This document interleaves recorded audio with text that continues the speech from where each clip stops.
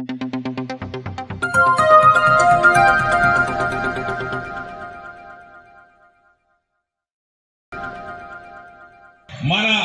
భారతదేశంలో ఒక మహానాయకుడిలాగా ఎదుగుతున్న నరేంద్ర మోడీ గారు ఇలా ప్రపంచానికి మొన్న మహమ్మారి వస్తే కోవిడ్ లో హిందూ లేదు ముస్లిం లేదు ప్రతి ఒక్కల ప్రాణాలు కాపాడిండు. రెండు ఫ్రీ వ్యాక్సిన్ టీకాలు ఇప్పించి హిందూ ముస్లిం చూడలేదు. అందుకనే హిందూ కాదు ముస్లిం కాదు అందరి ఆశీర్వాదం ఇవ్వాలి మోడీ గారు. మనకే కాదు 100 దేశాలకి వ్యాక్సిన్లు ఎగుమతి చేసి 100 దేశాల ప్రజల ప్రాణాలు కాపాడిండు. భారతదేశాన్ని విశ్వగురువుగా నిలబెట్టిండు నరేంద్ర మోడీ గారు. ఇది ఒకెత్తైతే హిందువుల మీద జరుగుతున్న అఘాయిత్యాలు, మన ధర్మానికి వ్యతిరేకంగా జరుగుతున్న కార్యకలాపాలు, ఇవన్నిటినీ ఆపాలంటే మరొకసారి నరేంద్ర మోడీ గారు 400 సీట్ల పై మెజారిటీతోటి గెలవాల్సిన అవసరం భారతదేశంలో ఉన్నది. రేపు యూనిఫామ్ సివిల్ కోడ్ రావాలి. నాకొక పిల్లం ఉంటే నీకు కూడా ఒకటి పిల్లం ఉండాలి. నేను 2 గంట మీరు 20 మందిని గంట అంటే నడవద్దు. ఇవాళ ఏమైతున్నది ఇక్కడ పోదల్లా ఈడ షాదీ ముబారక్ ఇస్తున్నారని అటు మహారాష్ట్రకి అందరూ వస్తున్నారు. ఈడ సెటిల్ అవుతున్నారు. దొంగ పాస్పోర్ట్ బంగ్లాదేశంలో వస్తున్నారు. మహారాష్ట్ర వచ్చినా సరే మన భారతీయుడు బంగ్లాదేశంలో వస్తున్నారు. రోహింగ్యాలు వస్తున్నారు. నా కొడుకులకి దొంగ పాస్పోర్ట్లు తయారు చేసి ఇచ్చింది కేసీఆర్ ప్రభుత్వం. దొంగ ఓటర్ ఐడీలు తయారు చేసింది కేసీఆర్ ప్రభుత్వం. దొంగ ఆధార్ కార్డు తయారు చేసింది కేసీఆర్ ప్రభుత్వం. అదే ప్రభుత్వం అదే పనితీరు దానికంటే ఇంత ఎక్క 4 ఆకులు ఎక్క మింగింది కాంగ్రెస్. అసలు ఈ ఓటు బ్యాంకు రాజకీయాలు మైనారిటీ అపీస్మెంట్ పాలిటిక్స్ కి పితామహులే కాంగ్రెస్ పార్టీ.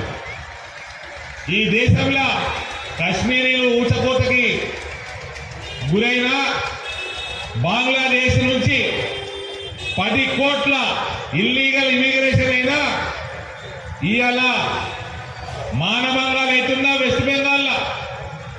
మొన్నటి దాకా నరేంద్ర మోడీ గారు ప్రధానమంత్రి కాకంటే ముందు కాంగ్రెస్ పార్టీ ప్రభుత్వం ఉండే రోజు ఒక సీరియల్ బాంబులు వస్తాయి. ఒకరోజు లుంబిని పార్కులు అవుతుండే, ఒకరోజు గోకుల్ చాట్లు అవుతుండే. గోకుల్ చాట్ల హిందువు చచ్చిపోయాడు, ముస్లిం చచ్చిపోయాడు. లుంబిని పార్కులో హిందువు చచ్చిపోయాడు, తుర్కోడు చచ్చిపోయాడు. ఆడెవరు ఒట్టి హిందువులు కాదు టెర్రరిస్టులు ఇవ్వని పడితే వాళ్ళు చంపుతున్నారు. ఇవాళ దేశంలో గత 10 సంవత్సరాల నుంచి ఒక్క బాంబు బ్లాస్ట్ అయిందా అని అడుగుతున్నారు. ఒక్క బాంబు బ్లాస్ట్ అయిందా? బాంబేలో 26 నవంబర్ 2008లో జరిగినట్టు మరొక సంఘటన జరిగిందా భారతదేశంలో అని అడుగుతున్నా. ఇవాళ భారతదేశం సురక్షితంగా ఉందంటే అందులో హిందువు కూడా సురక్షితంగా ఉన్నాడు, అందులో ముస్లిం కూడా సురక్షితంగా ఉన్నాడు. అందుకనే చెప్తా ఉన్నాం, దేశ సంరక్షణ కోసం నిరంతరం ప్రతిరోజు 18 గంటలు పనిచేస్తున్న నరేంద్ర మోడీ గారికి ఓటేయకపోతే పాపం చుట్టుకుంటారా నాయన? పాపం చుట్టుకుంటే ఎటు పోతారా నాయన? నరకానికి పోతారా నాయన? మీరు నరకానికి పోవాలని నేను కోరుకుంటలేదు, స్వర్గానికి పోవాలనే కోరుకుంటున్నాను. జహన్నుం మే మత్ జాओ, జన్నత్ హాసిల్ కరో. ఇది రేపు నరేంద్ర మోడీ గారు ఎందుకు మరోసారి 400 సీట్ల పై మెజార్టీతో రావాల్సిన అవసరం ఉంది. ఎందుకంటే యూనిఫామ్ సివిల్ కోడ్ మన దేశానికి అవసరం ఉంది. పాపులేషన్ కంట్రోల్ మన దేశానికి అవసరం ఉంది. ఇటువంటి దొంగ ఇల్లీగల్ ఇమిగ్రేషన్ తోటి వచ్చిన బంగ్లాదేశీలు, రోహింగ్యాలు వీళ్ళందరినీ ఎల్లగొట్టాల్సిన అవసరం ఉంది. అందుకని ఎన్ఆర్సీ పెట్టాల్సిన అవసరం ఉంది. ఈ దొంగ పాస్పోర్ట్ల దందా బంద్ కావాలి. దొంగ ఆధార్ కార్డులు, దొంగ ఓటర్ ఐడీల దందా బంద్ కావాలి. ఈ రకంగా citizenship amendment act Pakistan, Afghanistan ఎక్కడైతే హిందువుల్ని హింసించి తరిమేసిండ్రో వాళ్ళందరికీ మనం పౌరసత్వం ఇవ్వాలి. ఆ సిఏఏ ఇంప్లిమెంట్ కావాలి. ఇవన్నీ కూడా నరేంద్ర మోడీ గారి ప్రభుత్వం చేస్తా ఉన్నది. ఒకవైపు అభివృద్ధి చేస్తా ఉన్నది, ఇంకోవైపు ధర్మాన్ని కాపాడుతా ఉన్నది. కాబట్టి శ్రీరామచంద్రుడు కూడా ఆపుకోలేక వాపస్ అయోధ్య అయోధ్యకు వచ్చాడు. శ్రీరామచంద్రుడు రాగానే కాశీల శివుడు నేను కూడా బయటకు వస్తా అని బయటకు వచ్చాడు. ఆ తర్వాత ఇవ్వండి మధుర శ్రీకృష్ణుడు కూడా ఫిర్ ఏక్ బార్ మోదీ సర్కార్ అన్నట్టు అబ్కి బార్ మేరీ బారి అంటున్నాడు. ఇవన్నీ చేసి ఆపుతాడా మోదీ గారు అనుకుంటే సముద్రం లోపలికి వేయండు.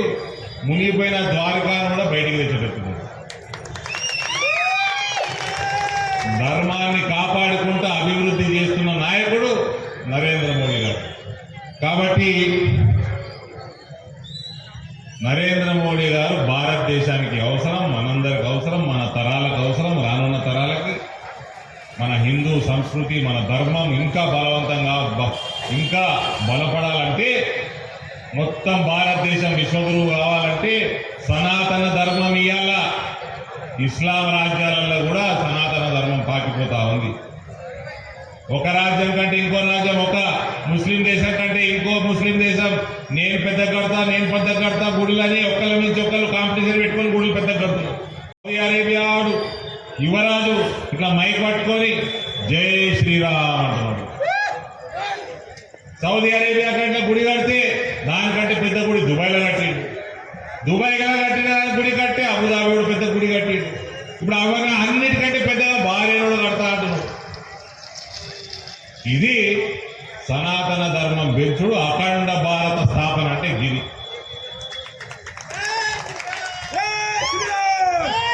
అందుకనే చెప్తా ఉన్నాం, ఇటువంటి నాయకుడు నా భూతో నా భవిష్యత్. నరేంద్ర మోడీ గారికి ఓటేయాల్సిన కనీస ధర్మం భారతదేశంలో నివసిస్తున్న ప్రతి ఒక్క భారతీయుడు.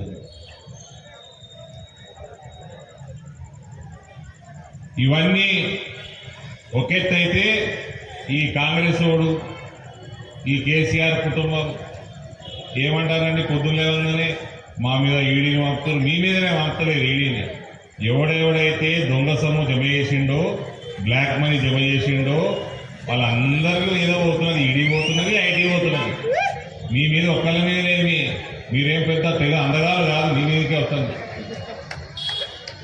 5,000 కోట్లు 2004 నుంచి 14 వరకు ఈడీ సంస్థ సీజ్ చేసింది. 2014 నుంచి 2024 దాకా 1,00,00,000 కోట్లకు పైన ఈడీ సంస్థ సీజ్ చేసింది.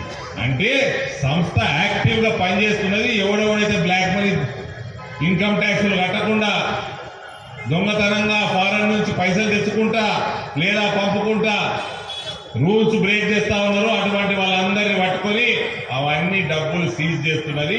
కాబట్టి నరేంద్ర మోడీ గారు పని చేస్తున్నారు, అన్ని సంస్థలతోటి పని చేపిస్తున్నారు. ఈ పైసలైనా చేంజ్ చేస్తున్నాడు నరేంద్ర మోడీ గారు. నేషనల్ హైవేలు కడుతున్నాడు, రైల్వే లైన్ పెంచుతున్నాడు, డబ్లింగ్ల మీద డబ్లింగ్ చేస్తున్నాడు, ఉన్న రైళ్లన్నీ ఎలక్ట్రిఫికేషన్ చేస్తున్నాడు, రైల్వే ఓవర్ బ్రిడ్జ్లు కడుతున్నాడు.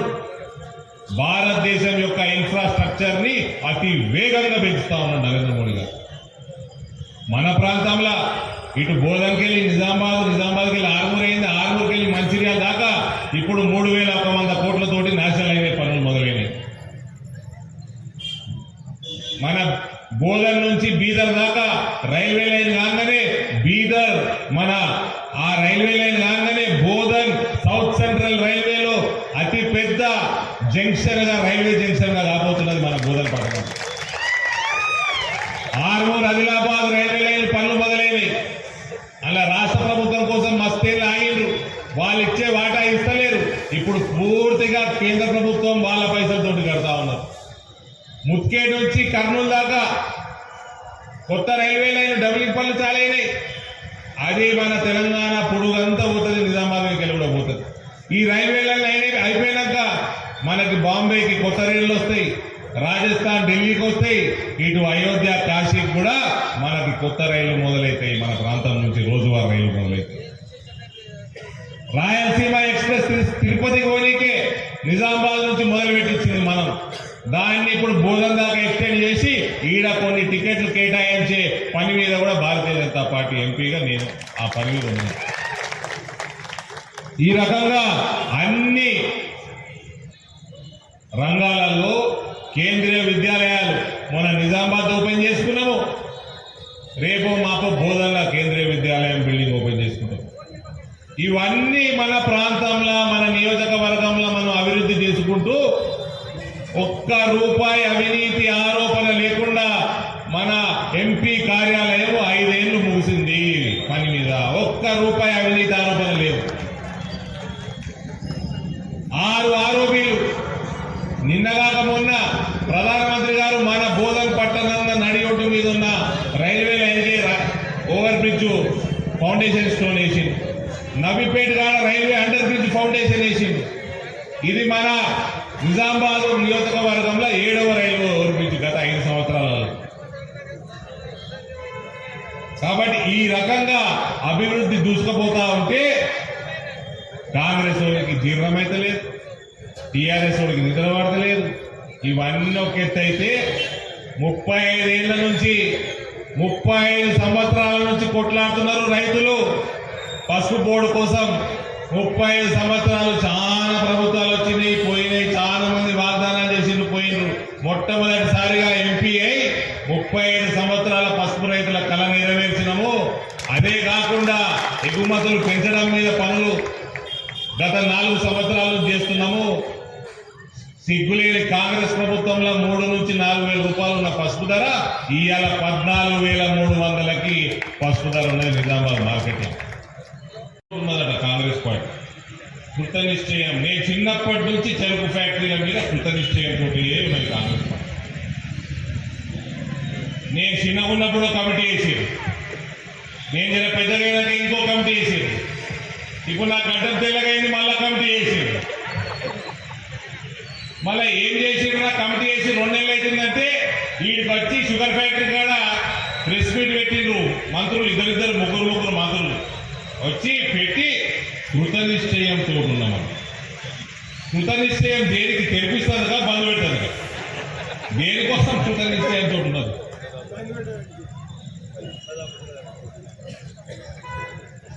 ఎన్ని రోజులు ఎన్ని దశాబ్దాలు కృతనిశ్చయంతో ఉంటారు.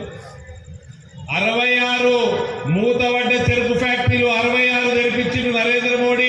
ఆయన ప్రధానమంత్రి అయిన ఈ 10 ఏళ్లలో 66. మీతో ఒక్కటైతే లేదా కాంగ్రెస్ పార్టీ? ఒకటైతే లేదు.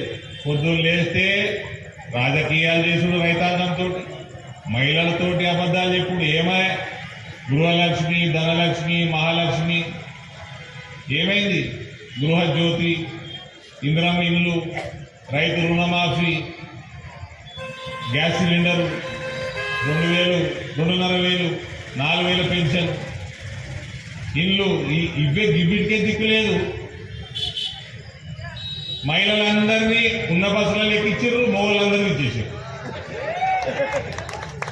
మహిళలకు కూడా జాగలేదు ఇప్పుడు, ఎందుకంటే బస్సులు ఎక్కలేవు. పాత ఎన్నుండేలో గన్ననే మహిళల్ని పంపిస్తున్నారు. వాళ్ళ పావుల వడ్డెత్తలేదు, పావుల వడ్డెత్తలేదు. మహిళలందరూ ఉన్నారు. మీకు వస్తున్న రుణాలు మొత్తం 6,382 కోట్ల రుణాలు నిజామాబాద్ పార్లమెంట్ లో ఉన్న మహిళా గ్రూపులకు ఉన్నది. కేంద్ర ప్రభుత్వం ఇచ్చింది. దాని మీద 5% వడ్డీ రాయితీ నరేంద్ర మోడీ ఇస్తున్నాడు, 4% రాష్ట్ర ప్రభుత్వం ఇస్తలేదు. అందుకని మీకు పావుల వడ్డీ వస్తలేదు, 7% వడ్డీ పడుతుంది. ఇంకా ఎన్ని సేవలు చేస్తారండి? ఒక్క మనిషి రోజుకు 18 గంటలు పని చేసుకుంటా 140 కోట్ల భారతీయులకి సేవలు అందిస్తా ఉన్నాడు. అందుకనే చెప్తున్నాము, అటువంటి